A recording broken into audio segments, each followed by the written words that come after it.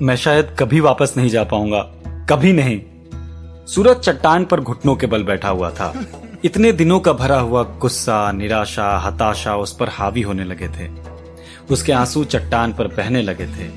उसके मन में विक्रम अंकल और रघु की तस्वीरें उभरने लगी। उसने दांत भींच लिए। मैं वापस जाकर रहूंगा, चाहे इस लॉकेट से या किसी दूसरे तरीके से, पर मैं वापस जाऊंगा, ये मेरा वादा है खुद से। सूरज ने अपने आंसू पोंछे और लॉकेट को गले में न डालकर अपनी जेब में रख लिया और वापस पाशो शहर की ओर लौट गया। काश सूरज देख पाता कि उसके लॉकेट में से हल्की हरी चमकीली रोशनी निकल रही थी। अगले दिन साकुरा फाइटिंग स्कूल में अकीरा पहुंची, पर उसे गेट पर ही रोक दिया गया। मैं इसी स्कूल की स्टूडेंट हूं वार्डन, मुझे अंदर जाने दो, वरना मैं हेडमिस्ट्रेस से कंप्लेंट कर दूंगी। अकीरा ने वार्डन राइमा को तेज आवाज में कहा। हेडमिस्ट्रेस मोनिका ने ही तुम्हें अंदर जाने से मना करने के ऑर्डर दिए हैं। जब तक तुम्हारा सस्पेंशन खत्म नहीं हो जाता तब तक तुम अंदर नहीं जा सकती। वार्डन राइमा ने अकीरा के सामने अपनी बेल्ट का बटन दबाकर गेट लगाते हुए कहा, अगर मोनिका ने मना किया है तो मुझे स्कूल मैनेजमेंट से बात करनी पड़ेगी। यह कहते हुए अकीरा गेट की ओर बढ़ी। अकीरा रुक जाओ इसी वक्त।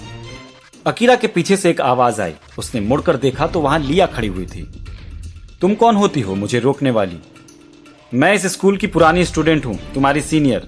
इस नाते मेरा फर्ज बनता है कि मैं तुम्हें रोकूं ताकि तुम मेरे स्कूल का नाम ना खराब करो। लिया के चेहरे पर गर्व भी था और अकीरा के लिए नफरत भी।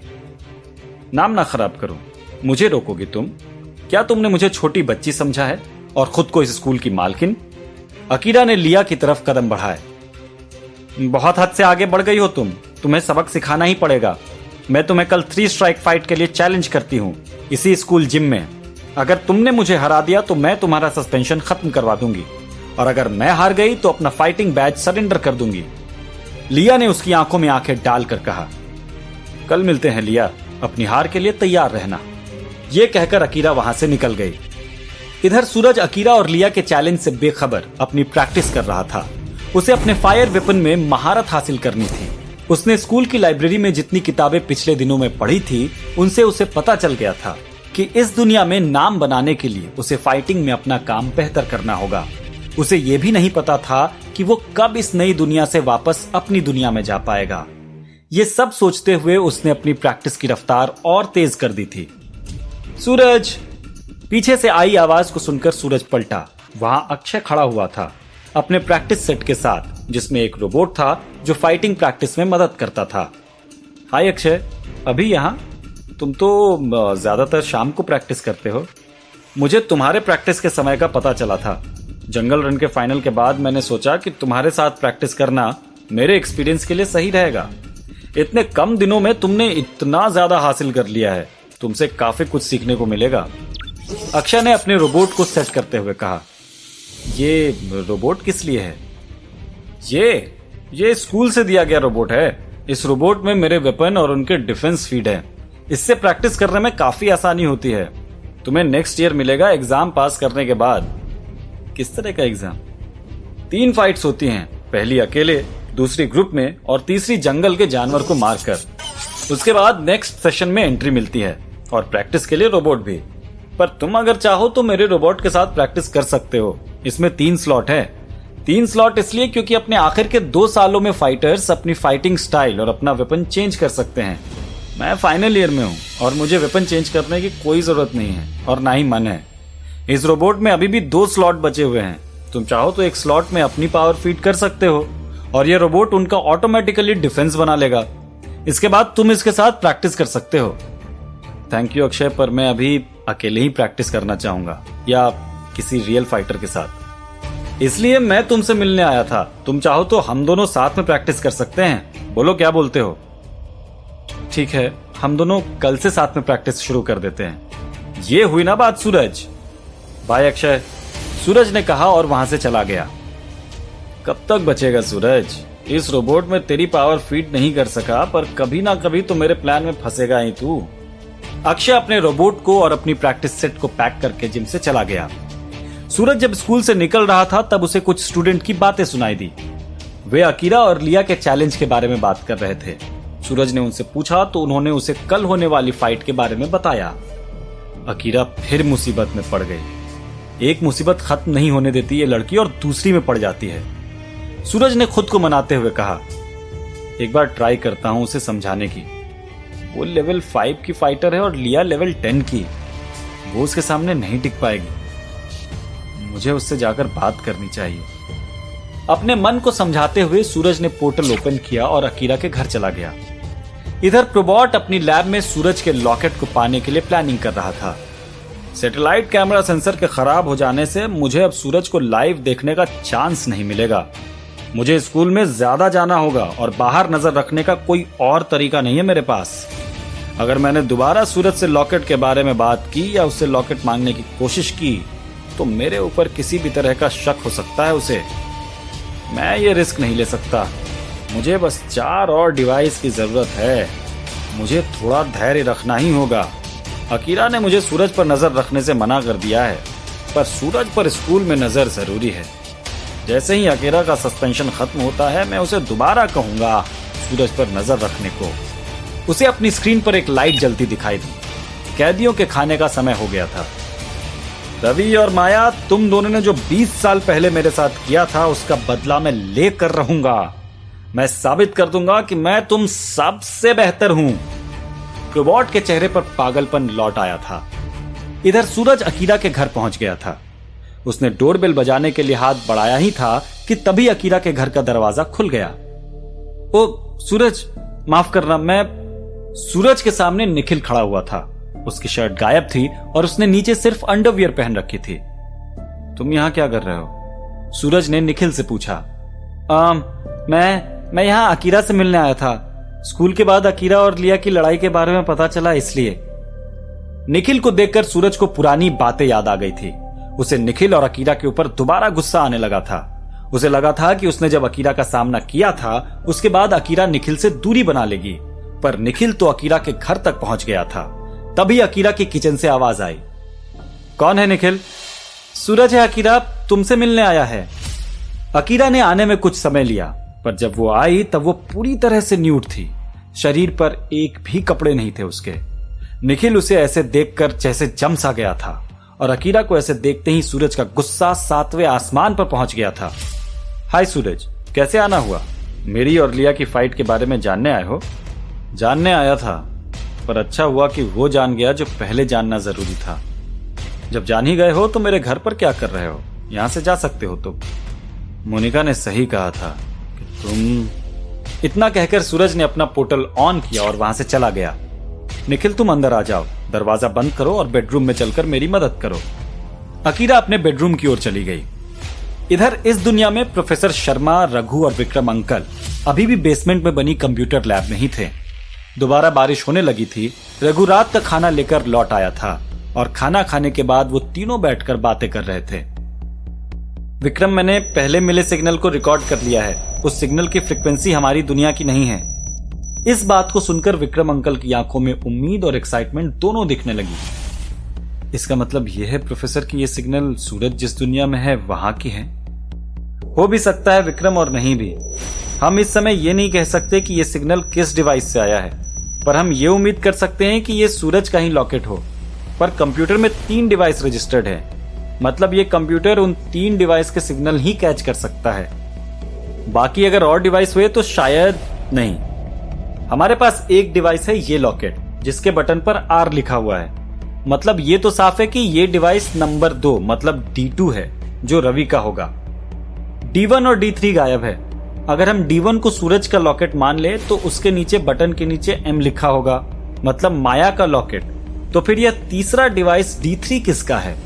क्योंकि शरद ने तो कोई भी डिवाइस नहीं बनाया था, या हो सकता है मेरे जाने के बाद उसने कोई और डिवाइस बनाया हो, पर यह कोई नहीं जानता।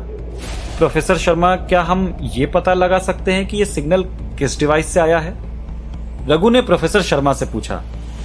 मैं वही पता लगाने की कोशिश कर रहा हूं रघु। इस वक्त इस कंप्यूटर के पास सिर्फ एक डिवाइस है, वो जो तुम्हारे पास लॉकेट है। हो सकता है जब कंप्यूटर स्टार्ट हुआ हो तब उसने अपने पास मौजूद इस लॉकेट की फ्रीक्वेंसी को कैच कर लिया और हमें ग्रीन सिग्नल दे दिया, पर यह भी हो सकता है कि ऐसा ना हो। मैं इसके लिए कंप्यूटर दोबारा चेक कर लूंगा। हो सकता है मुझे कोई रिकॉर्ड या ऐसी एक्टिव डिवाइस प्रोसेस मिल जाए जिससे ये पता लग सके कि कंप्यूटर कौन से डिवाइस का सिग्नल कैच कर रहा है। प्रोफेसर शर्मा, प्लीज जल्दी से जल्दी इस फ्रीक्वेंसी और इसके डिवाइस का पता लगा दीजिए। मेरा दिल कह रहा है कि हम सूरज को जल्दी ढूंढ लेंगे। विक्रम अंकल ने प्रोफेसर शर्मा का हाथ पकड़ते हुए कहा। तुम चिंता मत करो विक्रम, मैं जल्दी पता लगा लूंगा। इधर इस नई दुनिया में सूरज अकीरा के घर से निकलकर मोनिका के घर आ गया था। तब तक मोनिका भी घर पर आ चुकी थी। हाय सूरज, कहां से आ रहे हो? सूरज ने उसे स्कूल, अक्षय के साथ प्रैक्टिस और अकीरा और लिया के झगड़े के बारे में बताया। मुझे पता चला सूरज, अकीरा बहुत बड़ी बेवकूफ है। लिया लेवल 10 की फाइटर है। अकीरा उसके सामने एक राउंड में भी नहीं टिक पाएगी। मैं अकीरा को यह करने से रोक सकती थी, पर अकीरा अभी सस्पेंडेड है और ये स्कूल का नहीं, उसका पर्सनल मामला है। और लिया ने मुझसे इस बारे में बात की है। मैंने उसे पहले इस मामले को बाहर सुलझाने को कहा था, पर उसने मुझे कहा कि वह यह स्कूल जिम में ही करना चाहती है ताकि स्कूल के स्टूडेंट्स कुछ सीख पाएं। अकीरा को भी पता नहीं क्या क्या सूझता रहता है, कभी इससे लड़ाई, कभी उससे। अकीरा की बात अकीरा पर छोड़ दो सूरज। मोनिका सूरज के पास आ गई थी। कल स्कूल मैनेजमेंट के साथ मेरी जो मीटिंग हुई थी उसमें तुम्हारे बारे में भी बात हुई। मेरे बारे में क्या बात हुई? मोनिका ने अब सूरज की शर्ट उतारनी शुरू कर दी थी और उसके सीने को चूमते हुए उसने कहा, मैनेजमेंट का कहना है कि मेरा स्टूडेंट बहुत स्पेशल है। मैंने उन्हें बताया कि हाँ, सबसे स्पेशल। अब मोनिका के हाथ सूरज की पैंट पर थे। मैनेजमेंट ने कहा है कि स्कूल के इतिहास में तुम अक्षय के बाद दूसरे स्टूडेंट हो जिसे लेवल 7 का बैज मिला है, और इतने कम समय में ऐसा करने वाले तुम अकेले स्टूडेंट हो। मैनेजमेंट तुमसे काफी इंप्रेस्ड है। नेक्स्ट ईयर मैनेजमेंट तुम्हें शायद स्पेशल ट्रीटमेंट भी दे, जैसे कि स्पेशल वेपन और कुछ सुविधाएं भी। मोनिका ने अपनी ड्रेस उतार दी। फाइटिंग लीग के फाइनल के बाद की पार्टी के बाद से मोनिका सूरज को हर समय अपने साथ चाहती थी। सूरज को भी ये बात पता थी। एक तरफ से सूरज ने अपने आप को उसके हवाले कर दिया था। मोनिका ने उसे लिविंग रूम के सोफे पर लिटा दिया और स्लो सेंसुअल म्यूजिक ऑन कर दिया। पता है, जब मैनेजमेंट तुम्हें स्पेशल वेपन देने के बारे में बात कर रहा था ना, तो मेरे दिमाग में बस ये चल रहा था कि सूरज के पास तो पहले से स्पेशल वेपन है, सबसे स्पेशल वेपन, जिसमें आग भरी हुई है। वो आग जो मेरी आग को टक्कर दे सकती है। मोनिका सूरज के ऊपर चढ़ गई थी और मजबूती से उसके हाथ उसने पकड़ लिए। मोनिका की कमर सूरज की कमर के नीचे थी और वो अपनी कमर को झटके दे रही थी। सूरज की आंखें बंद थी। मोनिका ने उसके हाथों को पकड़कर अपने उरोजों पर रख दिया। ओ सूरज, तुम्हारा स्पेशल वेपन और उसकी सभी सुविधाएं सिर्फ और सिर्फ मेरे लिए है। मोनिका ने अपनी रफ्तार तेज कर दी थी। सूरज के चेहरे पर एक्साइटमेंट बढ़ती जा रही थी। मोनिका और सूरज के हाथ एक दूसरे के सीने पर निशान बनाते जा रहे थे कि तभी सूरज के कनेक्ट पर एक अनजान मैसेज आया और वो खुल गया। मुझ तक पहुंचने के लिए भविष्यवाणी का पता लगाओ। किसने किया था ये मैसेज? क्या अकीरा जीत पाएगी लिया से? अक्षय आगे क्या प्लान करेगा? सभी सवालों के जवाब जानने के लिए सुनते रहिए साकुरा द मिस्ट्री आइलैंड, सिर्फ पॉकेट एफएम पर। भविष्यवाणी? सूरज ने जैसे ही मैसेज पढ़ा उसने मोनिका को अपने ऊपर से हटा दिया। उफ, क्या कर रहे हो सूरज? मोनिका ने सूरज को पकड़ने और दोबारा लिटाने की कोशिश की। Leave me alone Monika. Suraj ने मोनिका को एक झटके से हटा दिया और दोबारा मैसेज पढ़ने लगा। मैसेज के अलावा उसमें कोई जानकारी नहीं दी हुई थी, न नाम न पता, कुछ भी नहीं। सूरज को पहली बार में मैसेज समझ ही नहीं आया कि यह कैसा मैसेज था और किसका मैसेज था। तभी उसे वो अनजान मददगार औरत याद आई। क्या हुआ सूरज? किसका मैसेज आ गया कि तुमने मुझे छोड़ दिया? मोनिका के चेहरे पर गुस्से और चिढ़ के भाव थे। क्या अकीरा ने मैसेज किया है? उसने शक भरी नजरों से सूरज को देखते हुए पूछा। नहीं मोनिका, अकीरा नहीं है, मुझे जाना होगा, सूरज ने अपने कपड़े उठाते हुए कहा। कहां जा रहे हो तुम? ऐसा कौन सा मैसेज आ गया? मोनिका सूरज को हैरानी से देखते हुए बोली। क्या तुम किसी भविष्यवाणी के बारे में जानती हो? सूरज ने कपड़े पहनते हुए पूछा। भविष्यवाणी? कैसी भविष्यवाणी? मोनिका के चेहरे पर उलझन थी। सूरज समझ गया था कि मोनिका को इस बारे में नहीं पता था। उसे किसी भी तरह से इस बारे में पता करना था। अगर वो इस भविष्यवाणी के बारे में पता कर लेगा तो उस अनजान रहस्यमयी मददगार औरत तक पहुंच सकता था, और हो सकता था कि अब तक जैसे उस मददगार औरत ने सूरज की मदद की थी, वो उसे उसकी दुनिया, उसके शहर, उसके लोगों के बीच दोबारा पहुंचा दे, और सूरज ये मौका हाथ से जाने नहीं दे सकता था। ये उसकी आखिरी उम्मीद की तरह थी। उसे इस अंधेरे में तीर चलाना ही था। मैं किसी भविष्यवाणी के बारे में नहीं जानती सूरज। मुझे बताओ, तुम किस भविष्यवाणी के बारे में बात कर रहे हो? किसने भेजा था मैसेज? मोनिका की आवाज में दोबारा हेडमिस्ट्रेस की पावर और अथॉरिटी लौट आई थी। उसकी आंखों में उत्सुकता और चेहरे पर गुस्सा था। मुझे सूरज को समझ नहीं आ रहा था कि वो मोनिका से क्या कहे या क्या बताए। जब मोनिका ने उसे बता ही दिया था कि उसे भविष्यवाणी के बारे में कुछ नहीं मालूम, तो उसे लग रहा था कि उसे अभी और कुछ न बताया जाए।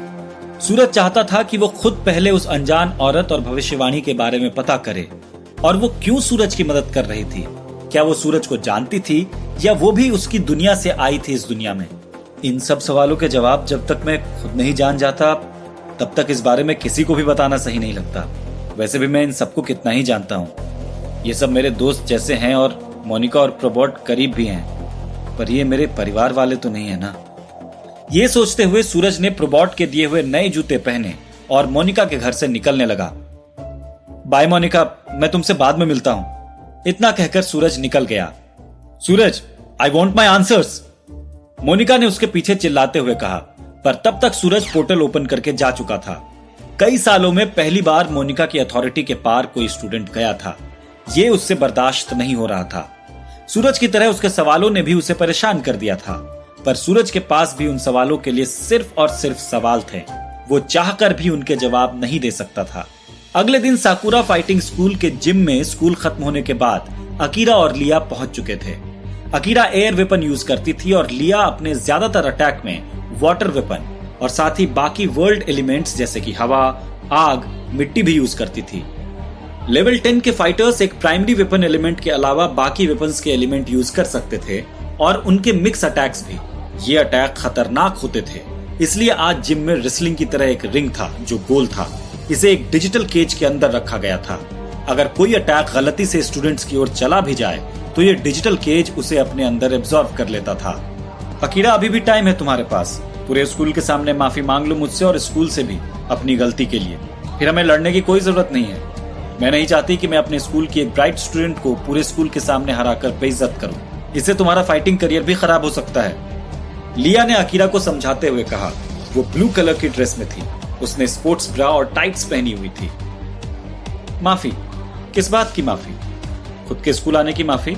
अपनी बात रखने की माफी? और तुम होती कौन हो मुझसे माफी मंगवाने वाली? तुम स्कूल में थी, हो नहीं? तुमने बीच में आकर इसे पर्सनल बनाया है लिया। अकीरा के चेहरे पर लापरवाही और गुस्सा था। उसने काफी सेक्सी ड्रेस पहनी हुई थी, पिंक कलर की स्पैंडेक्स ब्रा और उसी कलर की टाइट ट्रंक्स। उसका जिस्म इस ड्रेस में बहुत खूबसूरत दिख रहा था। तुम ऐसे नहीं मानोगी अकीरा, तुम्हें सबक सिखाना ही पड़ेगा। कुछ लोगों को जब तक सबक ना सिखाया जाए उनकी अकल ठिकाने नहीं आती। You will learn this in a hard way. लिया ने अपने दोनों हाथों में पहने हुए ब्रेसलेट्स को टाइट करते हुए कहा। वो फाइट के लिए तैयार थी। पूरा जिम खचाखच भरा हुआ था। सभी लोग लिया के लिए चीयर कर रहे थे। अकीरा ने लिया के साथ जो बहस की थी वो पूरे स्कूल को पता लग चुकी थी। साकुरा फाइटिंग स्कूल में सीनियर फाइटर्स को सबसे ज्यादा इज्जत दी जाती थी, और वो भी अगर लेवल 10 का फाइटर हो तो उससे सब स्टूडेंट्स, यहाँ तक कि टीचर्स भी बहुत इज्जत से बातचीत करते थे। पर अकीरा की हरकत ने उसके खुद के स्कूल को उसी के खिलाफ कर दिया था। Are you ready? लिया ने अपने ब्रेसलेट से पत्थर का एक हैमर बनाते हुए पूछा। आई एम ऑलवेज रेडी लिया। इतना कहकर अकीरा ने अपने ब्रेसलेट से हवा का एक छोटा सा बवंडर बनाना शुरू कर दिया था। मोनिका भी वहां आ चुकी थी और उसने अनाउंसर को मैच शुरू करने का इशारा कर दिया। आज के अनाउंसर थे प्रोफेसर लियो। प्रोफेसर लियो ने कहा, ये फाइटिंग मैच हमारे स्कूल के एल्यूमिनाई लिया जो कि लेवल 10 की फाइटर हैं, और इस स्कूल की प्रेजेंट स्टूडेंट अकीरा जो कि लेवल 5 की फाइटर हैं, उनके बीच है। यह कॉन्टेस्ट 3 स्ट्राइक फर्स्ट का है। जो अपने ओपोनेंट को पहले 3 बार अपने अटैक से हरा देगा, गिरा देगा या घायल कर देगा, वो जीत जाएगा। अगर फाइट में कोई भी चीटिंग होती है या अनएथिकल प्रैक्टिसेस दोनों फाइटर्स में से कोई भी यूज करता है तो उस फाइटर को डिस्क्वालीफाई कर दिया जाएगा और उसके ओपोनेंट को 1 पॉइंट मिल जाएगा। रिजल्ट में अगर कोई भी कंफ्यूजन होता है तो उसका सॉल्यूशन और आखिरी निर्णय हमारे स्कूल की हेड मिस्ट्रेस मोनिका के हाथों में होगा। और इन्हीं सबको ध्यान में रखते हुए अब फाइट शुरू करते हैं। प्रोफेसर लियो के इतना कहते ही डिजिटल केज ऑन हो गया और जिम रिंग के चारों तरफ एक बिजली के जैसा दिखने वाला केज हवा में प्रकट हो गया। Ring the bell. इधर सूरज मोनिका के घर से निकलने के बाद रात भर भविष्यवाणी के बारे में पता लगाने की कोशिश करता रहा, पर उसे कुछ भी नहीं पता चला। वो रात में साकुरा फाइटिंग स्कूल की लाइब्रेरी में भी गया, पर वहां उसे वार्डन ने जाने से रोक दिया। उसने सोचा था कि स्कूल से छुट्टी के बाद वो लाइब्रेरी में जाएगा, पर अकीरा और लिया की फाइट के कारण लाइब्रेरी बंद कर दी गई थी। जब उसे और कोई रास्ता नहीं दिखा तो उसने सोचा कि वो प्रोबॉट से जाकर भविष्यवाणी के बारे में पूछेगा। उसका मन तो कह रहा था कि वह यह बात किसी से भी शेयर ना करे, पर अगर मैं उस भविष्यवाणी के बारे में पता नहीं कर पाया तो मैं उस अनजान औरत से भी नहीं मिल पाऊंगा। मुझे लगता है प्रोबॉट से यह भविष्यवाणी की बात शेयर करना सेफ रहेगा। सूरज को प्रोबॉट के ऊपर थोड़ा बहुत भरोसा भी था। प्रोबॉट के पास स्कूल, पाशो शहर और साकुरा ग्रह की काफी जानकारी थी। हो सकता है उसे भविष्यवाणी के बारे में भी पता हो। जिस दिन सूरज म्यूजियम गया था उस दिन भी उसे वहां किसी भविष्यवाणी के बारे में पता नहीं चला था।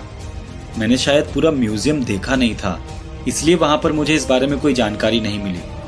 या ये भी हो सकता है कि शायद इस भविष्यवाणी की बात बहुत कम लोगों को पता हो, पर मुझे समझ में नहीं आ रहा कि भविष्यवाणी है किस बारे में और उस भविष्यवाणी का मुझसे क्या लेना देना है। और अगर मुझसे कोई लेना देना है तो वो अनजान औरत मुझसे उस भविष्यवाणी का पता लगाने क्यों कह रही है? वो क्यों नहीं मुझसे आके खुद डायरेक्ट मिलकर बता देती है?